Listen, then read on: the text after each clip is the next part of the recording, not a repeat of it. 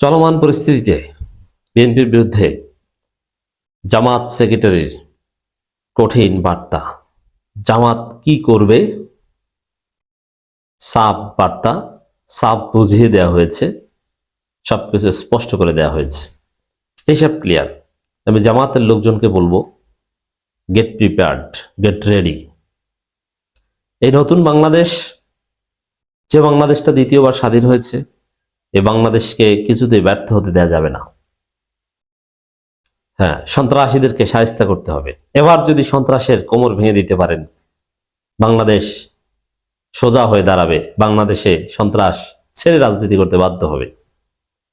বাংলাদেশে দুর্বৃত্তায়নের রাজনীতিকে, পেশি শক্তির রাজনীতিকে, জুলুমের রাজনীতিকে কবর দেওয়ার সময় এটাই।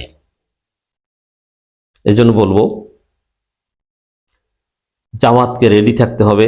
বিএনপি সন্ত্রাসের, আওয়ামী সন্ত্রাস তো আমরা ঝেঁটিয়ে বিদায় করেছি। কি মহা সন্ত্রাস আছে এখন, ওই ওপার বসে উল্টা পাল্টা করে কিছু করতে পারে, সব এখন জেলে, হা করবে জেলে।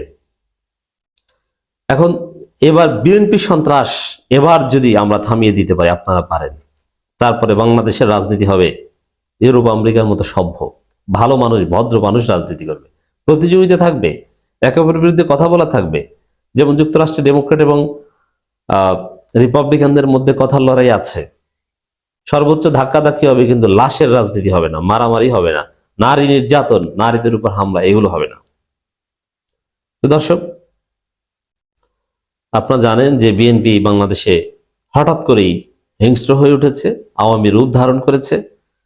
এমনকি আওয়ামী লীগের লোকজন বিএনপির রূপ ধারণ করে বিএনপির সাথে মিলে বাংলাদেশে এক ভয়ানক বিশৃঙ্খলা সৃষ্টি করছে। বাংলাদেশে বিএনপি মানুষ হত্যায় মেতে উঠেছে।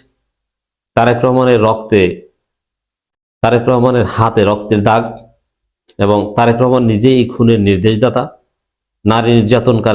নারী নির্যাতনের পরিকল্পনাকারী তারেক জিয়া নিজেই। এই জায়গায় জামাত আবারও মজলুম। Jamaat is born to be beaten, কেউ কেউ বলছেন মায়ের খাওয়ার জন্য জামাতের জন্য। হ্যাঁ, জামাতের যে ত্যাগ, জামাতের এই রক্তের উপর ভিত্তি করেই বাংলাদেশ একটা আধুনিক বাংলাদেশ হবে। আমাদের পুরনো সব জঞ্জল এগুলো সাফ হয়ে একটা সত্যিকার বাংলাদেশ হবে। জামাতের এই স্বাধীন বাংলাদেশেও, 24 পরবর্তী নতুন বাংলাদেশেও জামাতের লোকদেরকে রক্ত দিতে হচ্ছে, জামাতের নারীদেরকে জখম হতে হচ্ছে, নারীদেরকে তাদের ইজ্জতের উপর হাত দিচ্ছে, তার আব্রুর উপর হাত দিচ্ছে।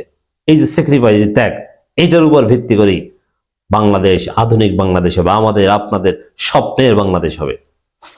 দর্শক, এখানে দেখেন গোলাম পরোয়ারের বার্তা। এই বার্তা তাৎপর্যপূর্ণ। ভয় দেখাবেন না, এক আঙুল দেখালে আমরা দুটি দেখিয়ে দিব। এখন জামাত ধৈর্য ধরেছে, বিএনপি হামলা করেছে, বিএনপি হত্যা করেছে জামাত নেতাকে, বিএনপি নারীদের নির্যাতন করছে ধারাবাহিকভাবে, কিন্তু জামাত কিন্তু পাল্টা। আমরা কি বলি, এই জাতীয়তাবাদী জারস পার্টি যারা নারী নেত্রীদের উপর, কোনো নারীর উপর হাত দিবে, ওর হাত ভেঙে ফেলতে হবে। জামাত এখন পর্যন্ত কারো হাত ভাঙে নাই। জামাত আইনের শাসনে বিশ্বাসী, তারা আইনের প্রতি শ্রদ্ধাশীল, তারা জনগণকে বলছে, জনগণকে বোঝাচ্ছে যে দেখেন বিএনপি কি করছে। তারা প্রশাসনের দিকে তাকিয়ে আছে যে আপনারা ব্যবস্থা নেন, যারা নারীদের উপর হামলা করছে তাদেরকে ধরেন। কিন্তু প্রশাসন ব্যবস্থা নিচ্ছে না, নিতে পারছে না। কেন নিতে পারছে না? কারণ বিএনপি প্রশাসনকে এভাবেই সাজিয়েছে, এই সরকারের উপর বিএনপির ভয়ানক নিয়ন্ত্রণ রয়েছে যে আমরা এটা করব, কিছু করবো না আমাদের। দর্শক, এই পরিস্থিতি বজায় রেখে নির্বাচন হতে পারে না। পরিস্থিতি পরিবর্তন করতে হবে। অচিরেই পুরো পরিস্থিতি জামাতের নিয়ন্ত্রণে চলে আসবে। জামাতের নিয়ন্ত্রণে চলে আসা মানে মাঠ থাকবে জামাতের দখলে, জামাতের দিকে আঙ্গুল তুলে তাকালে আঙ্গুল ভেঙে ফেলা হবে, পুরো সাম্যতা নিশ্চিত করা হবে জামাত নেতার শাহাদাতের উপর ভিত্তি করে, এবং জামাত এবার থেকে সিরিয়াস হবে। তবে জামাত, গোলাম পরোয়ার যেটা বলেছেন, ভয় দেখাবেন, এক আঙ্গুল দেখালে আমরা দুটি দেখিয়ে দিব, এটা কখন করবে? জামাত ধৈর্য ধরছে, প্রশাসনের দিকে তাকিয়ে আছে, কিন্তু জামাত এমন সময় আঙ্গুল জাগাবে যেটা হবে চূড়ান্ত সময়। বিএনপি তো আগেই শক্তি ক্ষয় করে ফেলছে। এই যে মারামারি কাটাকাটি সন্ত্রাস করে তাদের 12টা তো তারা আগেই বাজিয়ে দিয়েছে। অতএব জামাত আঙ্গুল জাগাবে সেই সময়ে, যেই সময়ে বিএনপি পালানোর জায়গা পাবে না। যে আঙ্গুল জাগানো থেকেই জামাত একদম রাষ্ট্র ক্ষমতায় চলে যাবে। অতএব এই যে নারীদের উপর বিভিন্ন জায়গায় হামলা করে, জামাতের লোকজন কি একদম বুঝে না? হ্যাঁ, ত্রুটি আছে, জামাতের শর্টকামিংস আছে, কিন্তু একদম কি বুঝে না যে নারীরা যেখানে ভোট চাইতে যাচ্ছে পুরুষ লোকজন আশেপাশে থাকবে এবং যারা হামলা করবে ওদের হাত ভেঙে দেব? কোনো ব্যাপার না, পরিকল্পিতভাবে করলে জামাত হাসিনা কি জয় বাংলা করে দিয়েছে। আর এইসব বিএনপির স্যাসরাদের শায়েস্তা করা তো কোনো ব্যাপারই না। দর্শক, এই জায়গায় জামাত একটু হিকমত অবলম্বন করছে, জাস্ট একটু অপেক্ষা করছে। তবে জামাতের যারা এখনো জানেন না তাদের অবগতির জন্য জানাচ্ছি, বাঁশের লাঠিতে তেল দেন।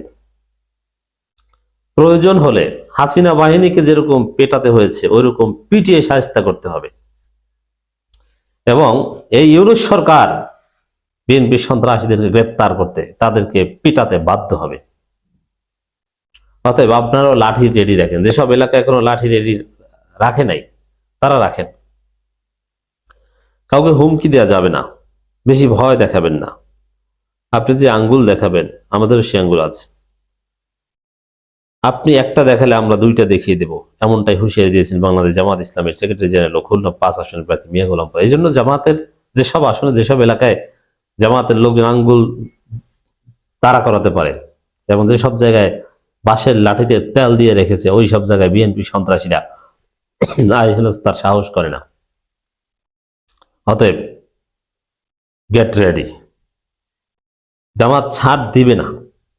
জামাতের এই ধৈর্য, এই কৌশল, এটা একটা কৌশল। উপযুক্ত সময়ের অপেক্ষায় জামাত যে ছাড় দেয় না, সময় মতো যে ঘটনা ঘটিয়ে দেয়, এটা হাসিনার পতন আন্দোলনের দিকে তাকান। হাসিনাকে কি করেছে? শিবির গণভবন দখলের ম্যাপ এঁকেছিল যখন এটা কেউ কল্পনাও করতে পারে। আমি আপনি গণভবনে তো গেছি হুজুগে। আমরা কি 15-20 দিন আগে ম্যাপ এঁকে প্ল্যান করেছিলাম আমরা গণভবন দখল করব? না, কিন্তু শিবির করেছিল আগে। অতএব সময়, সঠিক সময়ে শিবিরের ম্যাপিং রেডি, জামাতের ম্যাপিং রেডি, বাঁশের লাঠি রেডি। সময় মতো বিএনপিকে উচিত জবাব দেওয়া হবে। বাংলাদেশে ক্ষমতায় আসবে জামাত, এই জন্য ধৈর্য ধরছে, সময়ের অপেক্ষা করছে। জামাত নিজেদেরকে হামলাকারী হিসেবে প্রমাণ করতে চায় না, কিন্তু আত্মরক্ষার্থে ছাড় দিবে না। আর অন্য কোনোভাবে আইনি প্রক্রিয়ার মাধ্যমে যদি এটার বিহিত করা যায় তাহলে তো জামাতের লাঠি কাজে লাগানো লাগবে না। অতএব দর্শক, খেলা হবে।